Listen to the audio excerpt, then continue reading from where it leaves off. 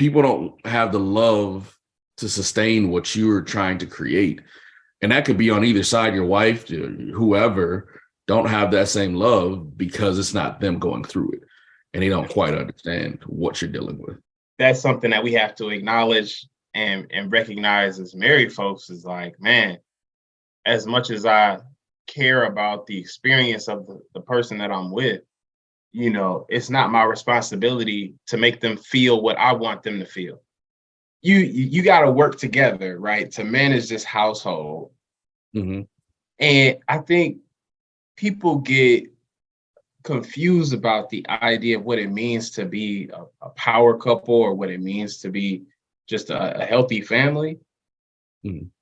And they don't expect it to be as challenging as it is.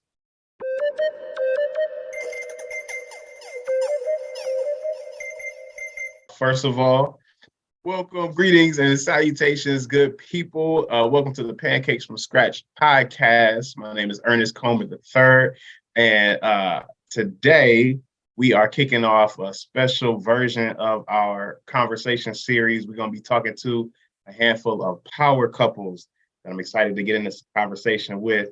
And today I have the Foster family with me. Big shout out to y'all, man. I love y'all so much. I appreciate you like really being a part of this, man. This is special. I think people will really benefit from just seeing, you know, what a power couple looks like. You know what I mean? If you can call us. Yes, thank you for having us. Thank you. Okay, we're gonna lean into the humility with it. Okay. No, that's fine. That's fine. We'll talk about the $1 million businesses later on. Don't worry about it. So first of all, before we even dive in, just how y'all feeling, man? What's giving you energy this week? That's how I like to start these conversations. What's giving you energy this week? If we're using the term energy in terms of like what's fueling my work right now, there's been some recent loss of young life here in the Twin Cities. And so that has really reinforced for me the need to transform our community and to, you know, do the work that we're doing around juvenile justice system and getting our kids in a good space. That's what's energizing me today. Opposite for me, it's I see potential and I see growth, and just trying to get to that next level. New levels equal new devils. So that's where I'm at right now. I'm trying to get to another level, another problem to solve, so on and so forth. So, okay, all right, it's all good, man. We climbing in new levels, and we're solving some really, really critical challenges in community. I think that's super important. I think it's super valuable, and I appreciate the work that y'all are doing to make some things happen, both for the community, but also like to build that legacy, right, for your own family and everything like that. I think that's major. Because y'all got a small little family y'all done started up over there. Yeah. Just a couple kids, just a couple. Couple kids. Tell the people, let the people know, just, you know, you don't even say how many kids it is. What's the baby's names? What's the baby's name? There is Dante, Kyra, Ariana, Cameron, Cortez, Cornell, and Charles. Yep. That's the youngest. So we have 17, 16, 14, 2 13-year-olds, 10-year-old, and then an 8-year-old. So right. I'll stop looking at it. Yeah. Listen, no, I'm gonna just keep praying for y'all. That's it. Exactly. We're in the home stretch though. Hey, I love it. But the teams, I can't even. Home stretch. It's so ghetto. It's so ghetto. The home stretch. They're almost out of here, you know. We'll pray for them from afar once they leave. Peace be unto you. More power to you. I love it. It's all good, man. So listen, one of the things that I want to make sure we talk about is some of the challenges that come with trying to do the things that y'all are doing. Like I said, you're trying to make an impact in the community, you're building this legacy. When you think about the work that you've done and the life that you've built, is there a challenge that you had to overcome that sticks out to you as something that really shaped who you are on a personal level. Like this thing that I overcame really helped me lean into the person that I am. So there's been challenges in a lot of different areas. So is there like one that you prefer to focus on, like the home front or business, or what you think? Let's start with the business side. Okay. My organization is a nonprofit, and we are contracted with the counties and licensed by Human Services. And I think my biggest learning has been that you don't know what you don't know, and you don't know who you need to know, right? Like, I started this organization with the support of my family and a co-founder. We had 3 law degrees between us. We thought that this was going to be cake, right? Like, had a master's in social work. We going to do this. We have a vision. We going to put it together. And it's not until you knee deep in it that you're like, oh, I needed that license. And oh, there's going to be a fee for that. Oh, not down that well because it's not, right? Regulation. Oh, and you mean that the county does not give advance funding anymore? So I'm gonna have to figure out how to fund my staff myself for the first 90 days. Oh, and they don't give grants until you've been doing the work for a while.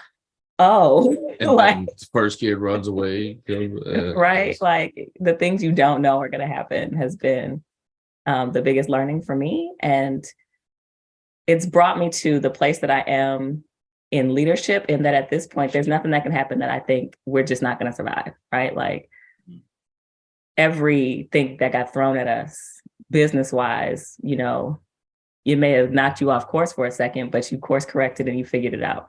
And so from a business standpoint, I'm not fearless because I am still afraid of being broke again someday, but I'm less fearful and I'll take on challenges in a way that I never would before.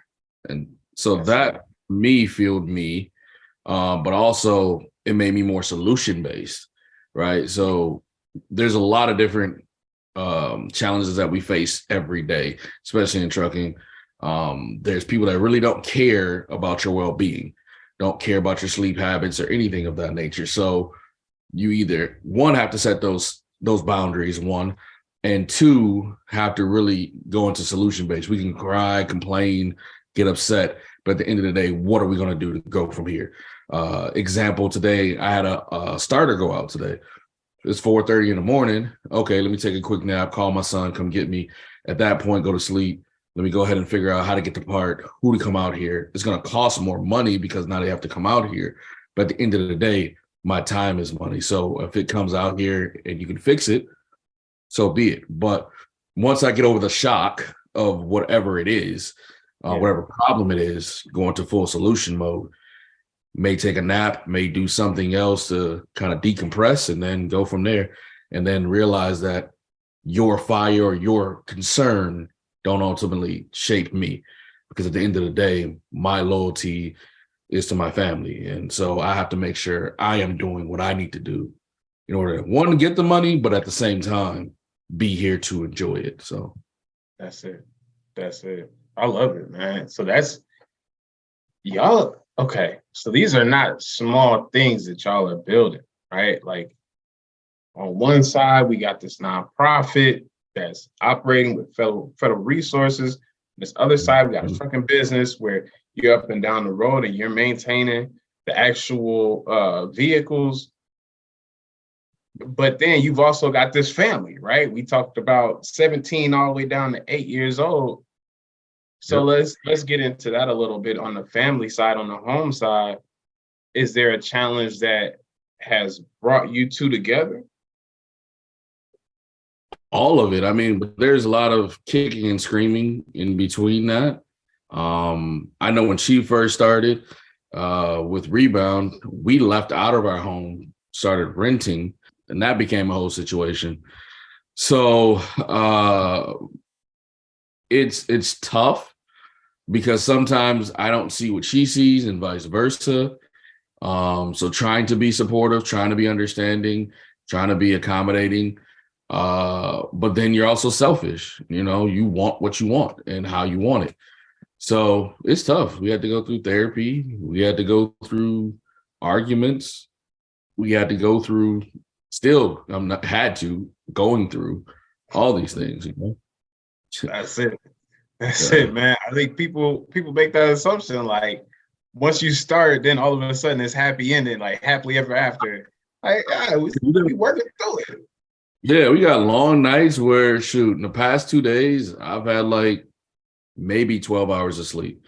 Not to say it's healthy or not healthy. I'm just giving you realistic expectations of the entrepreneurship world. She's on medical leave and still in a bed trying to work, sitting at the table trying to work. You know what I'm saying? So people don't have the love to sustain what you're trying to create. And that could be on either side. Your wife, whoever, don't have that same love because it's not them going through it. And they don't quite understand what you're dealing with. So, yeah, it's been really imperative to have a shared vision, and to be able to support the other person's vision, even if you can't see it right away, right? Like we talk about all the time. I know nothing about trucking. I don't get it. I can't advise you. Like a lot of the business things that I take from the nonprofit world and like want to give suggestions about don't necessarily apply perfectly in the trucking situation. And so I have to have enough faith and trust in what you can see and the way that you understand it for me to follow your lead and support where you're trying to go. And it was a very similar situation on the Rebound side of things. Like Mike had tons of experience in human resources, tons of experience in marketing, all sorts of things, but they weren't necessarily from the social services field. And so he's given suggestions and ideas for things that work well in other situations he's been in. But this is a 24-hour, 365, group home situation that it's not working exactly. And he had to believe that the things I'm trying that don't necessarily feel like the right solution for him are going to work out in the long run, right? And then even if it doesn't work out, you have to figure out how to still be supportive of that other person, even when you get, you want to get your ones. You want to be like, see, I told you to do it this other way. But that's not helpful. So we can't do that. Like you got to just be on, okay, that happened. Let me support the feelings, your feelings. And then what's our next solution? Like you got to stay in that space. Or even just to say, all right, and just let it be. Just be a listening ear. Because sometimes I cannot solve the issue. She cannot. And I'm just ranting and complaining. And there's nothing that you can do. So sometimes you just got to be okay with it. Sometimes you can't solve your own issue. You know what I'm saying? Tomorrow will be a different day. So, yeah. And, that's not including, we're our toes in real estate, because that's our ultimate goal, or at least as we get older, my ultimate goal, I guess. But so we have that going too, and trying to, learn taxes and everything else while doing family work. So yeah, man. And beyond our relationship, one of the main reasons I work for myself is to be able to be there for my kids. And so finding that balance, because I feel like you often hear that when you have your own business, you're going to get to make your own hours. You're going to get to be there for your family in the way that you want to be. But it turned out that was not the case for me. Really? Right? So like when we started, initially, I want to be there for the kids of the community that my organization is serving. And so I'm waking up on Christmas morning to go be there when the kids in the group home wake up and to make breakfast for them. And then we have a blended family. So some of our kids got to get to other households by a certain time. So I'm coming back to grab them, to drive them to the other household. And then I'm coming back like, seriously, for 3 or more years, I was not at home on Christmas morning with our joint children. Thanksgivings. I would try to go to the houses and have Thanksgiving dinner with the kids in the houses so they would feel seen and acknowledged and important. Then go grab some of our kids who are in another household from their moms, and then pop in at his family's Thanksgiving. And my family wants to see me for Thanksgiving too. So just figuring out balance and what's important to you, and where are there places that I can make the kids of my organization feel valued, and when are there times that I have to draw boundaries to make the children in my household feel valued and for them to know I'm going to show up for them too. And then on the flip side of that, looking back at it, because now we're in a different place where she's not there all the time, that motherly love is missing. Like we've had that conversation, like what's different about the organization now compared to then? Well, she was always in the house. She was always there. She was always doing this, that, and the third. So it's different. Now it's become a job, which is good, but then it's missing that oomph that it started with, right? That piece. And I don't want it to sound whatever, because we have a number of very passionate individuals working for us as well. Yeah, of course. The organization grows and you get farther away from the direct work. Your personal influence on that direct work changes, right? And so you have to figure out as a leader how to make space for other people's vision within your vision as well, right? And even passionate people, like-minded people may have a different approach to the solution than you do, right? So my approach to making kids feel seen and important was to show up on Christmas morning. That's an approach that has really bad boundaries, okay? So when you get some staff who have healthy boundaries, it's not that they care any less than you do. It's just that they might show that care in a different way than you do, right? So maybe, they came over the night before the holiday, or, maybe they made sure that the food was catered real nice or whatever, but things just look different. And so how do you also make sure that the culture that you want to create within your organization stays what you want it to be, while also letting your home life be what you want it to be? Goodness gracious. I think that's a tremendously valuable point in the context of both leadership, but also family, right? Like being open to the idea that although it may not look like what you had in mind, it could still be impactful and it could still make a difference. That's so relevant, like at work, just as much as it is at home. And, when you think about how you interact with the kids, like you two may not have the exact same approach every single time. And you have to be open to the idea that the approach that my spouse is taking is one that could be just as effective in a different way. Maybe it's easier said than done. Oh, yeah.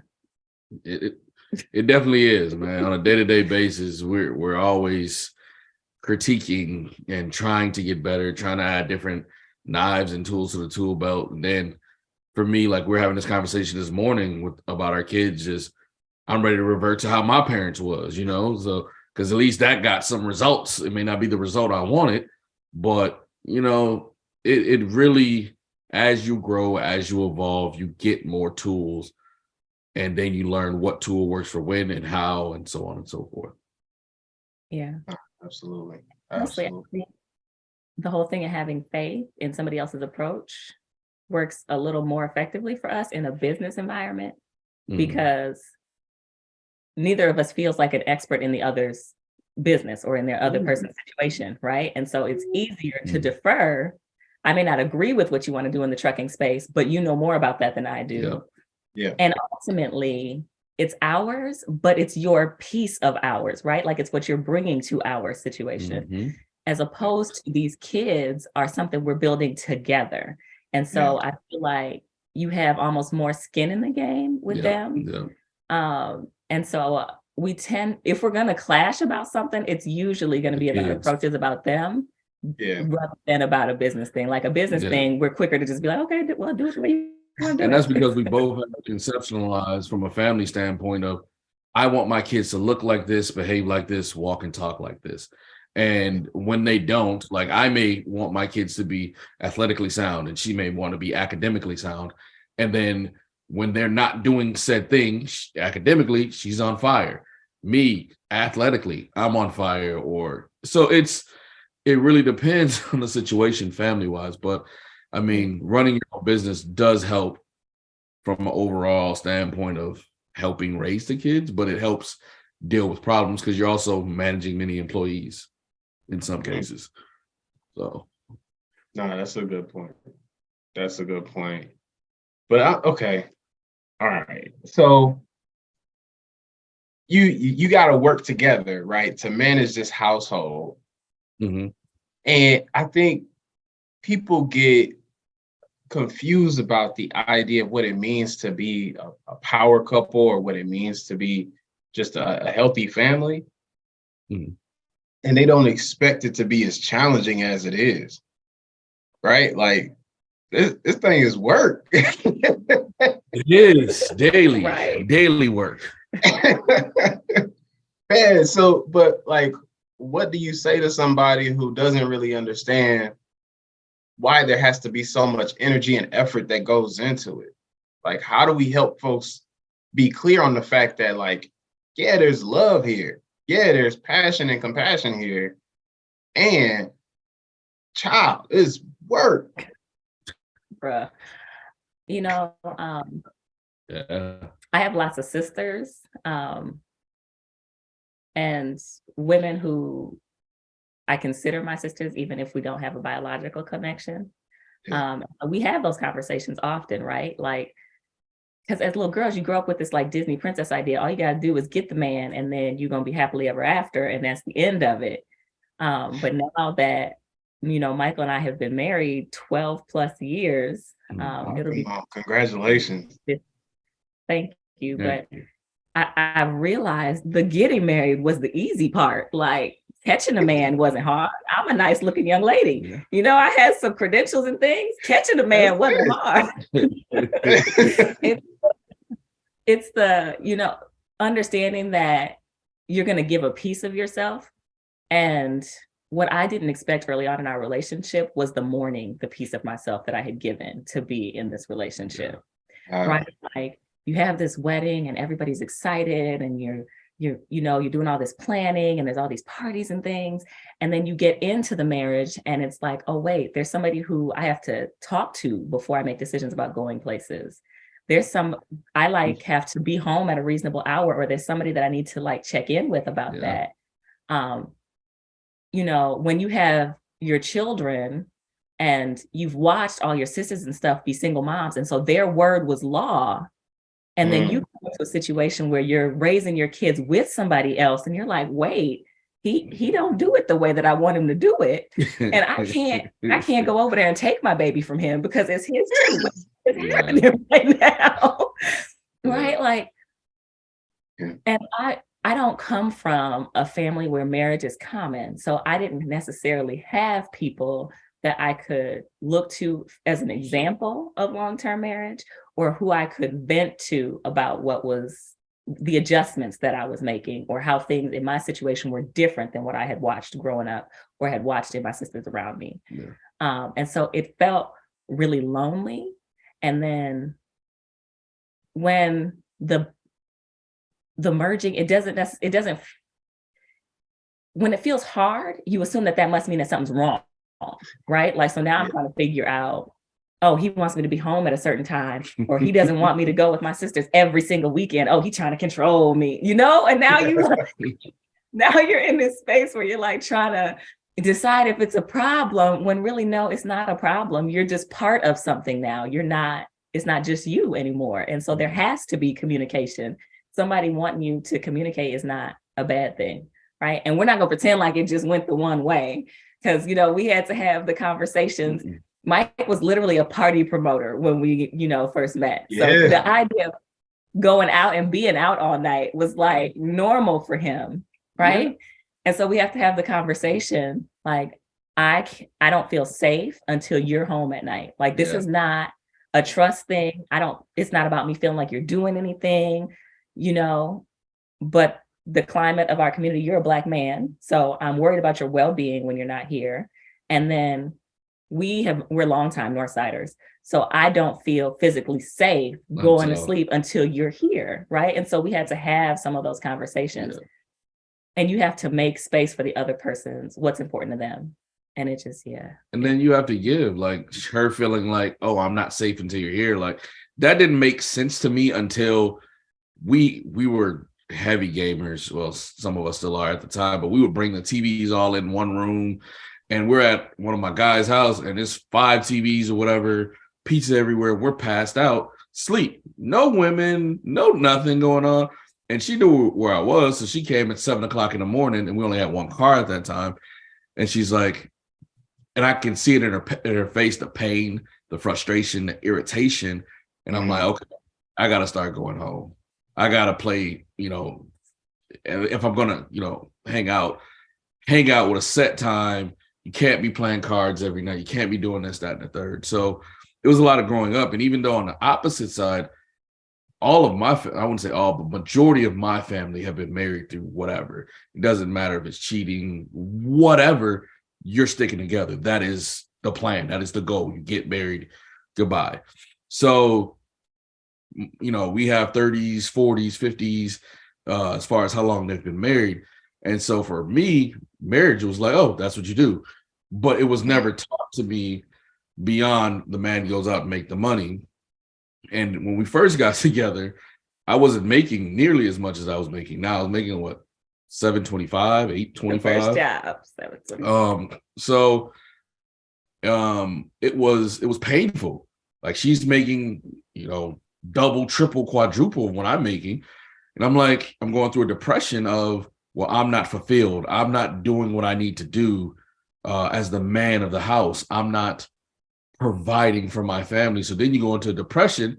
And then for me to make myself feel good, then you go out and start talking to females. And that becomes a whole big old thing because that's hurting her, So it's a vicious cycle of trying to learn yourself while also having kids, being young parents, while also you don't want to really talk to people about the problems that you're going through for fear of judgment or for fear of judging your spouse, right? Because even though you may be going through it and you may be mad at that time, once it's all said and done, they're still harboring those feelings. Mm-hmm. So you're picking and choosing who you're talking to, picking and choosing what to vent about or keep internally and vent to God.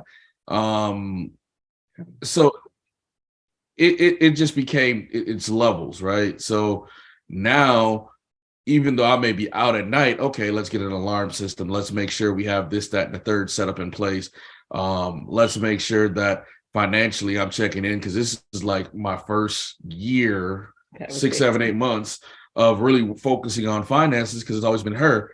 And then, talking to other married couples like, hey, if you take that off your plate, you may get this, that, and it's not the paying the bills that you may get. It's more of the structure of what do we need to pay? It's down to, not the money, but the structure of willing. Because I come from, well, if there's a bill and it's there, it's gonna be there until whenever. I don't care. So we came in this world with bills, we're gonna die with bills. So I came from that. I don't stress. That's her love language of she stresses, like she doesn't want to be broke ever again. So you have to conform, you have to learn to be uncomfortable in a situation. It's not like it happened year 1, year 2, year 3. It's almost 13 years in, and I'm just now starting to get better financial literacy, right? Mm-hmm. So it just takes time and understanding. Yeah. And I think the message that marriage takes work has gotten a little more popularized. But I think there's still this perception that at some point you'll get your footing and it will stop taking as much work. No. And unless we just ain't hit that point yet, it's been in the marriage, it's been very similar to like in business. You get to a new level, there's new problems, right? Like you finally figure out how to deal with co-parenting toddlers, and now they're starting school and y'all got to pick a school together. You figure out how to deal with the school pieces, and now they're teenagers and they want to start dating, and you have to navigate that new space. You figure out how to be financially conscious of one another because you're broke and have absolutely nothing to spare. And then you finally start making a little money, and now it's okay, we have to figure out and agree about our legacy planning and like what are we going to do financially strategically now, retirement, everything, right? Like when you were just broke, you thought that was the biggest issue you'd ever have, and then you hit this new place and you're like, oh, having too much money is a problem too. Like it's just days there's something new to navigate. And really the challenge becomes figuring out how to listen to one another and to take into account the values of each person and give them equal weight, and then still work together to figure out what's going to work best for the two of you, appreciating that both of you are going to have to give some of what's important to you. Yeah. And then another thing is always striving to learn.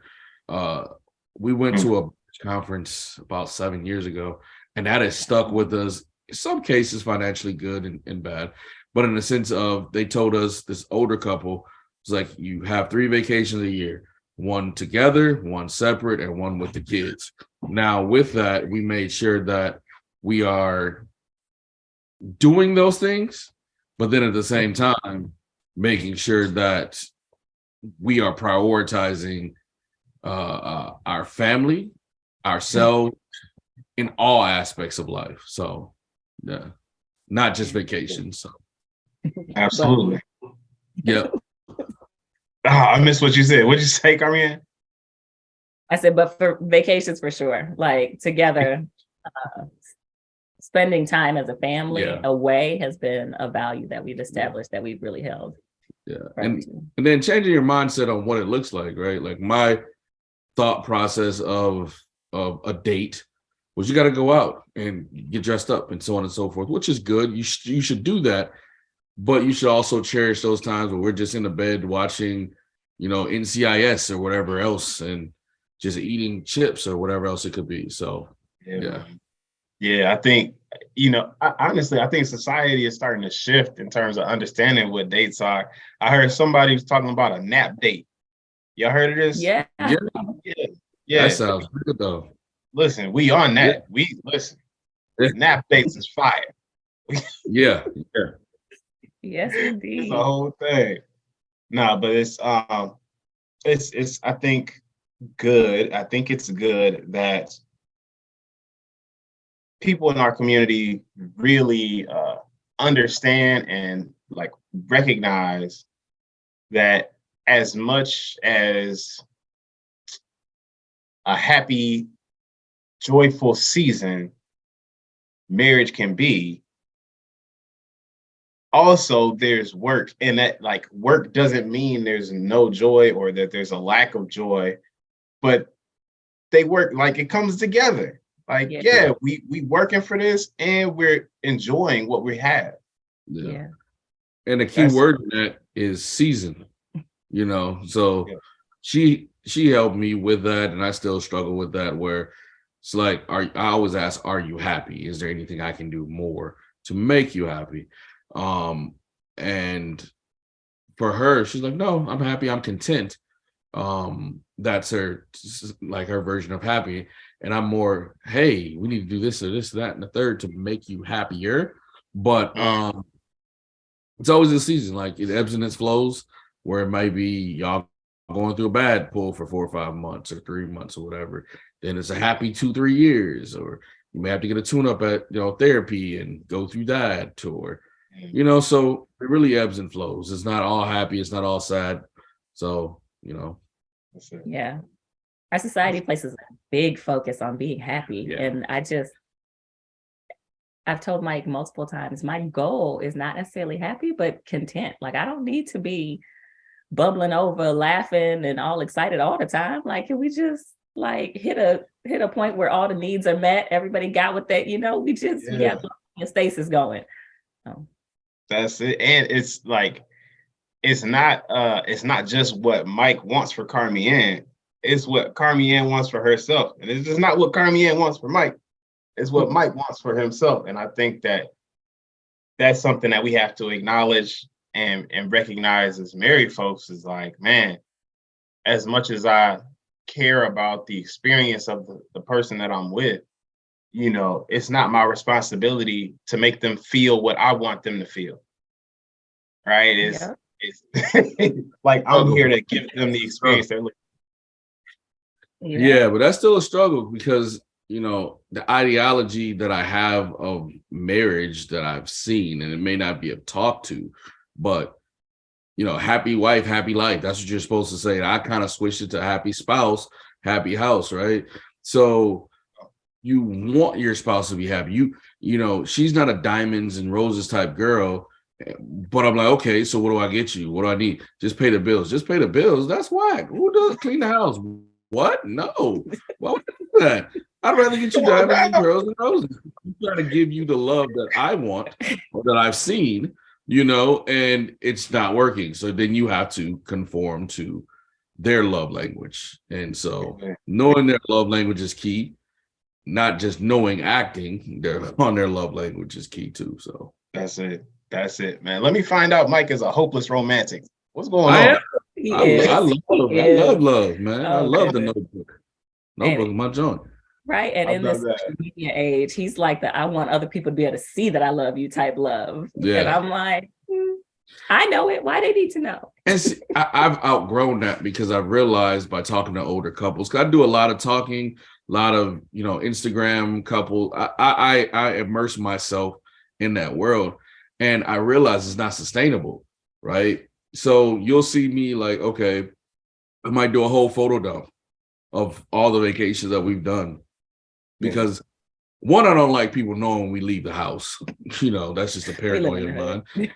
And two, I'm not a big flashy person. I'm a very simple person, right? Well, anymore. So I'm a very simple person, and I'm more, hey, let's enjoy our time away from society, away from, phones and gadgets, and just be immersed in the moment. And I think that's where a lot of people are like, oh, let me take pictures of the food and the this and the that and the da da da. I want that at times, but majority of me is more like, let me keep a part of me for me, So I prefer this version of you. Yeah. It's taken a while to get here. Yeah. we grow. We grow. It's not. Don't be evolve. It's levels. I love it, man. I love it. That's good stuff. Listen, so I'm super curious about like if there's an experience at home or in business that's something that you're just super grateful for, right? Like in the context of just being a spouse, being a parent, or being a professional, like you had this experience and it's one of those things that you just carry with you because it brings you some sense of joy or accomplishment. For me, excited, I got a contract with Costco, and it has helped a lot for the wintertime, for funding during the wintertime. At the same time, it has become a job, right? So every day you have to perform, you have to work, you have to go out there. It's helped provide for other people as well. But for the most part, just to get to that point at such an early age in my trucking, because I've only been trucking for 2 years, 3 years, only had the trucking business for 2. And to be able to do or sustain a lot of the business relationships or, do the different things that I have done, very proud of it. So that's been the big key for me to keep going, but also realize, okay, you can actually make a dent in this industry. You can really take the money that you're making in this and pool it to this, which for me is real estate, right? Or take the money from this and help your kids get to this level or your family get to this level. So it's been good. Yeah.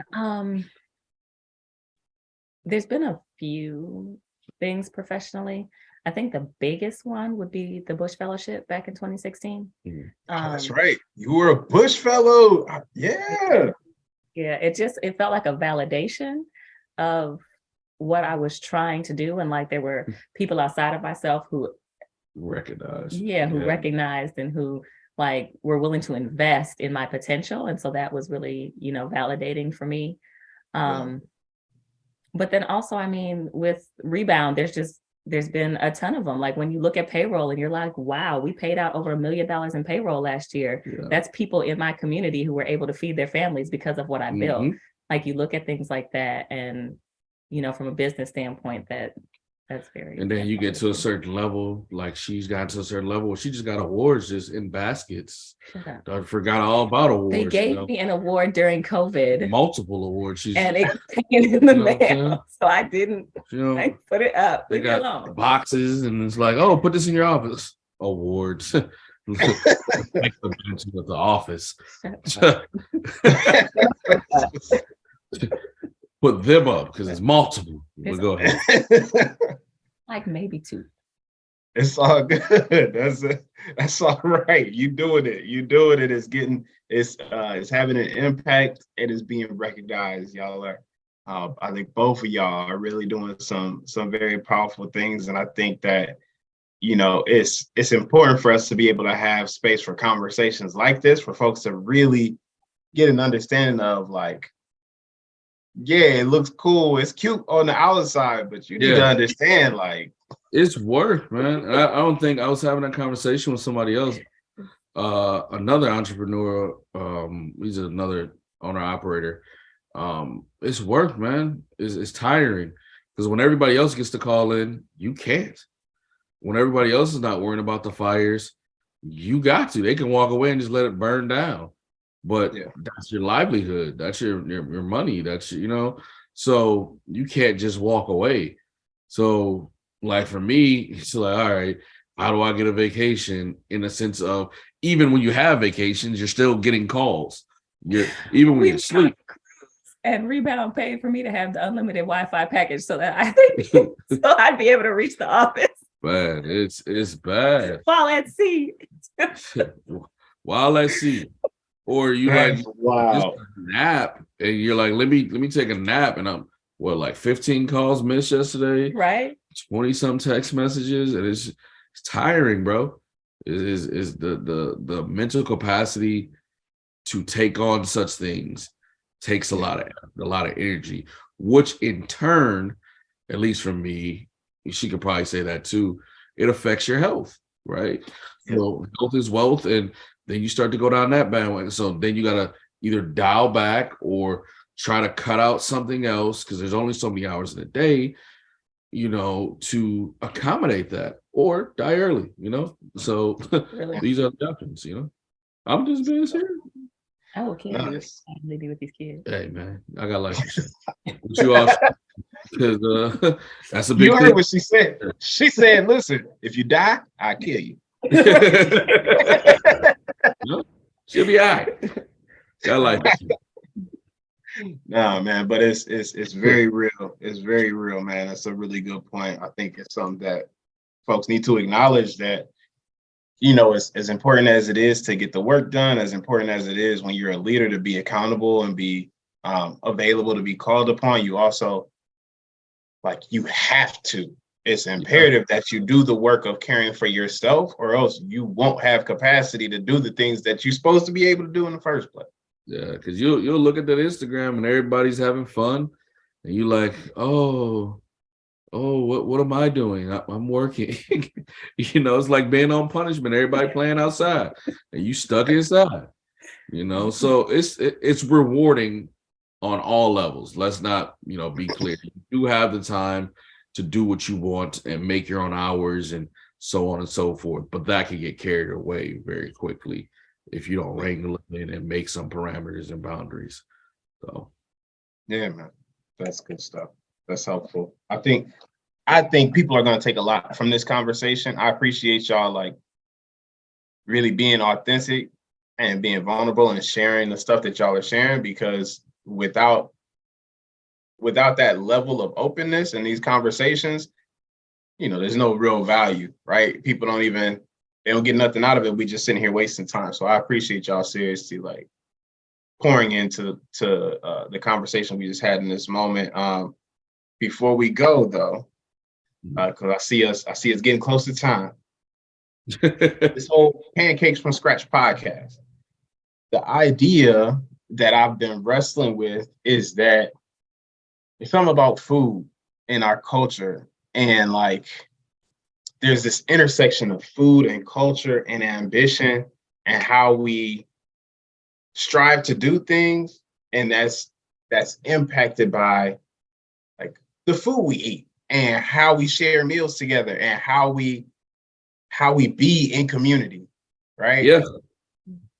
So all that to say, that set us up for the question, what's the favorite family meal? Like, y'all got a lot of babies to like wrangle together. It's got to be something that I would say personal meals, yeah, Right. but family, it's too many. But I think jambalaya, everybody likes that.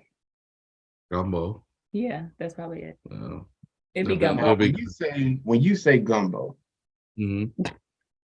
Mike, we talking about like, what kind of gumbo we talking about, man? We talking about like the real gumbo, or we talking about like, What do you mean? You can't do gumbo.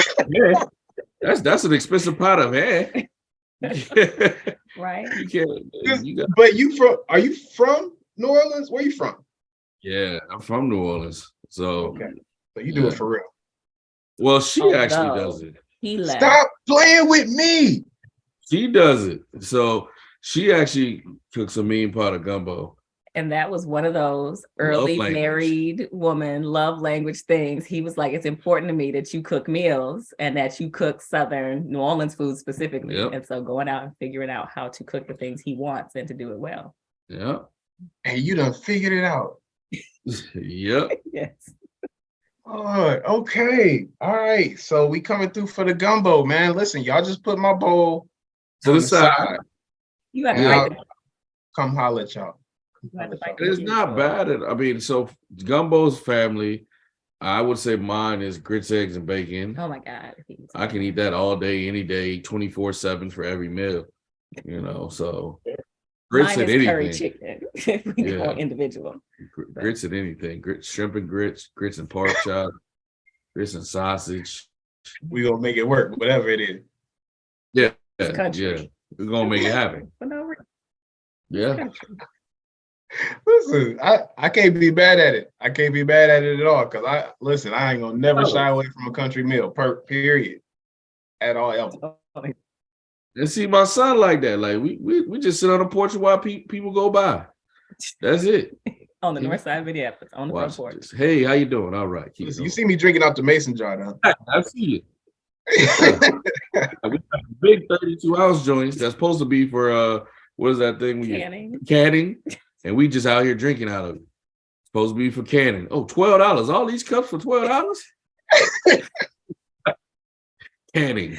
I couldn't break it to the man that they were not the cups. All these cups. They come in the case, they got the tops, but we don't need the tops. We really don't. We them tops is everywhere around here. Well, I love it. Yeah. That's not what that's for. Target is a beast for that, man. Hey, shout out to Target for coming through with the cups. Exactly. And everybody like them too, because it's a lot. You can put a lot in there. You know what I'm saying? We're off topic. Oh, We're sorry. down the rabbit hole. Sorry. Listen, that's all I had, man. I ain't had a whole bunch of questions. Like I said, just a handful. And I appreciate y'all, man, making the time and chiming in and just sharing some insight about who you are, what y'all do, and being the power couple that you are. And I just want to encourage you too to continue to like be that example. I don't think as we're living our lives, it's hard for us to really appreciate how the people outside of us are watching. Yeah. Like, and it be our kids, but it also be the community, right? The community that you're there to serve and the people that you work with, they got eyes on you. And when they can look to you as an example of, a family that stands strong, a family that's doing the work, it's a beautiful thing. So I just want to encourage y'all to keep doing that, man. All right. Appreciate it, bro. Absolutely. I'll be talking to y'all soon. Y'all take care. All right. All right. Peace. Peace.